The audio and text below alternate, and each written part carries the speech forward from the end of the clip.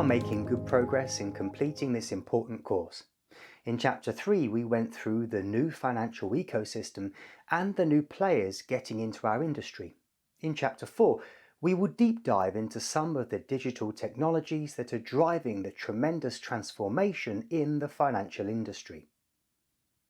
Cloud computing is the on-demand availability of computer system resources, especially data storage, cloud storage, and computing power without direct active management by the user. With the availability of cloud computing resources, fintechs can start small at low cost and scale their operations while incrementally adding capacity to serve their growing customer base. Key benefits of cloud computing are on-demand self-service. Computing resources can be accessed immediately by the user organization. Servers and storage can be provisioned, set up by the user organization using self-service tools. Accessible from anywhere. Users can access the service, data, and other resources from anywhere on the internet. Resource pooling. Cloud providers serve multiple user organizations, tenants, enabling them to achieve economies of scale and balance the use of resources across several clients.